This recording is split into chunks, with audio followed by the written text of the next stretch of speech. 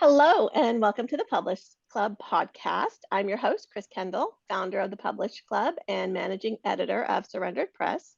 Thank you for joining us today as we explore books written by authors that are likely new to you, but could very well become your next favorite. So if you are a new or aspiring author and would like to become a member of the Publish Club, please visit thepublishedclub.com for author services that you can remove all the non-writing details of the process off your plate and let us help you with that while you just focus on writing and getting your book into the hands of readers around the world. And if you're a reader, I hope you'll check out this book. It sounds really interesting, and we'll learn a little bit more about it right now. So today, my guest is Emily McPherson. Emily, please introduce yourself and tell us a little bit about your book. Hello, thanks for having me. So my book, I brought a copy of it, show you guys the cover. So Shadow of the Raven is actually the second book in a YA fantasy series. It's based on traditional Irish mythology.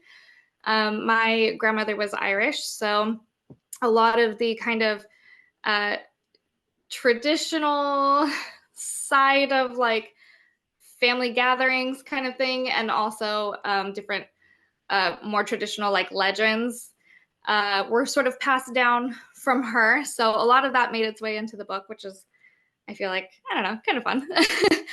But so the first one, I have it here too. The first one is Mother of the River. So in that book, obviously I won't give too much away, but in that one, it's about a young girl whose mother went missing, and she hears that a local legend might have something to do with it. And she kind of digs into this mystery, this like long lost, no one really talks about it anymore, and kind of trying to figure out what really happened to her mom.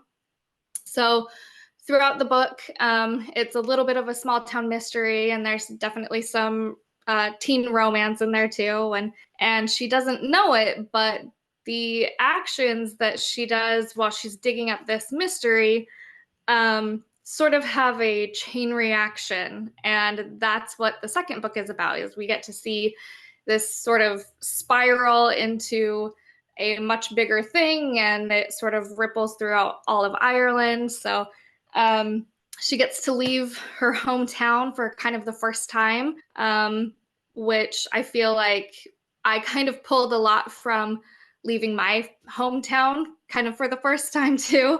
I'm actually from Utah, and my family, we all picked up and moved to Connecticut just about 3 years ago. And so kind of some of those emotions about leaving home for the first time and being so far away from family, and a lot of that kind of made it into the book too. So, yeah. Wow, it sounds really interesting. I'm definitely intrigued. Okay, so would you say that people who like Outlander or something like that would be interested in this, or like who are the right readers for this? I would say it's probably if you like YA. So I feel like Outlander is a little Definitely adult. a little Yeah, more sure. adult. Yeah.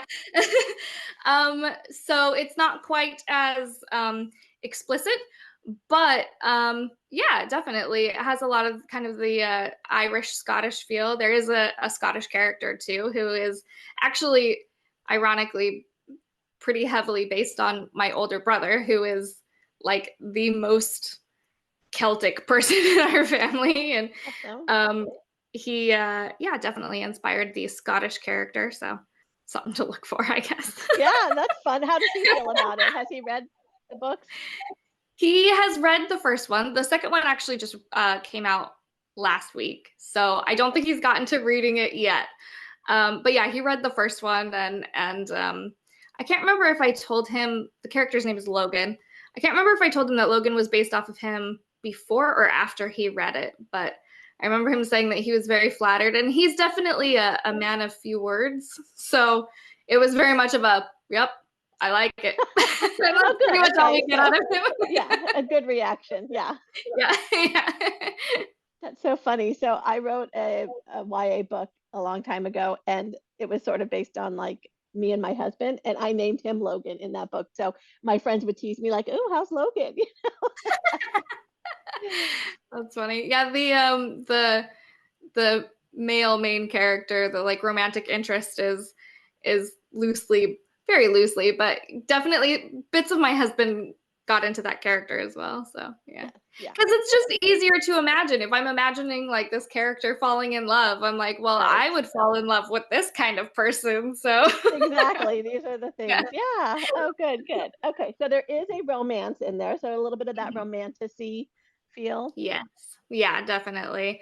And I feel like I haven't advertised that quite as much as I probably should. I always tend to say, like, oh, yeah, it's a YA fantasy. And it's like, well, there is actually quite a bit of that romantic subplot in there. So yeah, if you like romantasy, and YA, then yeah, this would definitely be for you. So Okay, excellent. Good, good. All right. And so um now would you say that like the readers, is it mostly like 14 and up, or through 14 through 90 kind of an age, or is it yeah, younger I usually YA? say, yeah, the age range I say is like 13 and up. So yeah, and like I said, kind of like leaving home for the first time. The main character in book one is, well, actually, in both books, she's 17. So I feel like a lot of the high school age, getting into college, are probably going to relate to some of those emotions too, of just like, oh, now I'm going to leave home and like got to leave my parents behind. And so yeah, that's probably the target age range, is like high school, early college. But yeah, it's appropriate for younger kids, and it's obviously enjoyed by, I mean, all of us older ladies like reading YA too. So And so is this your first two books, or do you have others? So I've written a lot. These are the first two that I have had published. So yeah, yeah. Exciting. Mother of the River was my Congratulations. debut. So yeah, Yeah, and how's it going? How's the publishing process been? Is it exciting and it's it's stressful? different. It's different than what I thought it would be. It's definitely exciting, and it's fun to kind of work with artists for like cover art, but also like character art, and um, that stuff is kind of a new experience for me, having somebody be like, okay, how would you describe your character? I'm like, I mean, I described them in the book, but how do I like actually picture them? I feel like that's kind of a different description. um I don't know, maybe not, but yeah, it's been really fun. The thing I think I didn't realize was the sort of, there's like an almost like a writer slump, at least for me, after a book comes out. I think I get really hyped about the book that's coming out, and I almost there's like an energy crash kind of afterwards. So I currently am taking a break from writing because, yeah, that book came out, and I'm just excited to like talk about that. And yeah, but I will say this is two of four, so there's two other books in the series that are set to come out. Um, but yeah. Excellent. Okay, so do you have the third one on pre-order? So if they read the first two and they want to make sure they don't miss the third one, can they order that? It's not on pre-order yet. It's pretty early in the editing phase. It's written, but yeah, I'm working on the editing phase, and I haven't even sent it to my editor yet. So yeah, we'll see. I will definitely keep everybody updated though on social media. On Facebook and Instagram is where I'm most often found. I do have a TikTok as well, but yeah. Okay, awesome. And so if I want to go buy these, what's the best way for me to get my hands on them? So they're both on Amazon and Barnes and Noble, and I'm pretty sure they're both on Target, like online. In Connecticut, you can sometimes find them at Barnes and Noble locations, but not all of them. And like I said, Amazon, they're both available on Kindle Unlimited as well. Well, thank you so much, Emily. This is really exciting. Your books sound great, and I Thank definitely you. want to to read them. So I appreciate your time sharing them. It's just in time for St. Patrick's Day, right? We're kind of in that Yeah. Irish spirit and looking to connect with that culture and I love reading books where there's some fun like dialects and little words. I'm like, I don't know what that means, but I like it. I like how it Yeah. sounds. And I did include a pronunciation guide at the back. So if you don't want it, you don't need it. But if you are like me and need to know how to pronounce some of Yeah. these names, it's there. So Okay, good. So I'll definitely be using that too. Okay. All right, awesome.